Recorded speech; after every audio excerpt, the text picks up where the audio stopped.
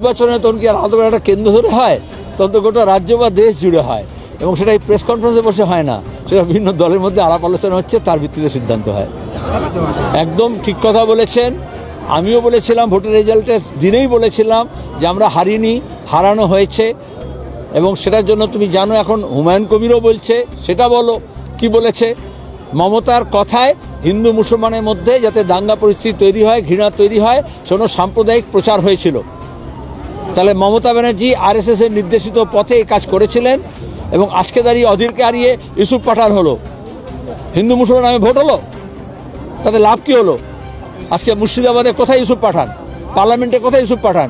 সে ক্রিকেটের মাঠে ক্রিকেটার হতে পারে। এইভাবে মমতা ব্যানার্জি নায়ক নায়িকা গায়ক গায়িকাদেরকে নিয়ে এসছেন, এমএলএ এমপি মন্ত্রী করেছেন, তারপরে লাভ কী হলো? মমতার দুর্নীতির রাজ চলছে, আর এদেরকে সাইনবোর্ড হিসেবে ব্যবহার করা হচ্ছে, মডেল হিসেবে।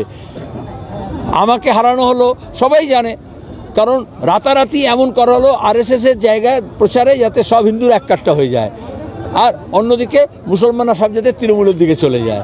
তারপরে যে ভোট হয়ে গেল, খেল খতম, পয়সা হাজাম। আবার যে এখন ভোট আসছে, এই জন্য আবার হিন্দু মুসলমানের রাজনীতি চালু করার চেষ্টা করা হচ্ছে। কেন থাকবে?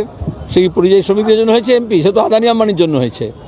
অত ভোটের সময় এত গাড়ি, এত হেলিকপ্টার, এত টাকা কোত্থেকে আসে? কর্পোরেটের টাকা থেকে আসে না পরিযায়ী শ্রমিকদের টাকা থেকে আসে? বামপন্থীরা গরিব মানুষের কাছ থেকে কৌটো নাড়িয়ে টাকা নেয়, তাদের জন্য লড়াই করে, সারা জীবন পার্লামেন্টের মধ্যে তাদের কথা বলে। আর আদানি আম্বানির টাকায়, চিটফান্ডের টাকায়, কর্পোরেট টাকায় তৃণমূল বিজেপিরা লড়ে, ভোটের সময় বিরিয়ানি দিয়ে দেয়, তারপরে কর্পোরেটের লাভের কথা বলে। তাহলে আমাদের পাহাড়, জমি, কৃষি, কল কারখানা যাতে আদানি আম্বানির মতো বড় কোম্পানিরা পায়, তার ব্যবস্থা করে। বিদ্যুতের কোম্পানির মালিক সঞ্জীব গোয়েঙ্কা, মমতা ব্যানার্জি তার টাকায় তৃণমূলের মিটিং করেন। তাহলে তিনি কি বিদ্যুতের দাম কমাবেন না বাড়াবেন? বিদ্যুৎ কোম্পানিতে লাভ করে তার ব্যবস্থা করবেন। মোদিও তাই করছে, ওটাই রাজনীতি। শুনেছি, আমি খবরের কাগজে দেখেছি, লোকজনের মধ্যে একটা উৎসাহ দেখেছি প্রথম।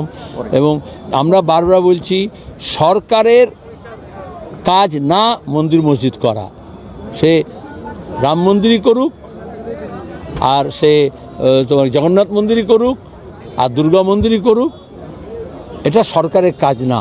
সরকারের কাজ স্কুল, কলেজ, বিশ্ববিদ্যালয়, রাস্তাঘাট, বাঁধ, সেচ, তার ব্যবস্থা করা। কিন্তু যে কোনো মানুষ চাঁদা তুলে তার নিজের ধর্মস্থান তৈরি করতে পারে, এভাবেই তৈরি হয়। এটা তফাৎটা বোঝো। আর ভোটের জন্য, রাজনীতির জন্য মন্দির মসজিদকে ব্যবহার করতে নেই। তো মন্দির মসজিদের কথা মধ্যে অভিষেক ব্যানার্জি করতে চলে আসলো। এটা যদি তোলাবাজি হতো, কয়লা চুরি হতো, বালি চুরি হতো, সোনা পাচার হতো, সেখানে অভিষেক ব্যানার্জির নাম আসতে পারে। গরু পাচারের কাছে আসতে পারে, শিক্ষক নিয়োগের দুর্নীতির কালো টাকার ব্যাপারে আসতে পারে। মন্দির মসজিদের ব্যাপারের মধ্যে অভিষেকের নাম নেই।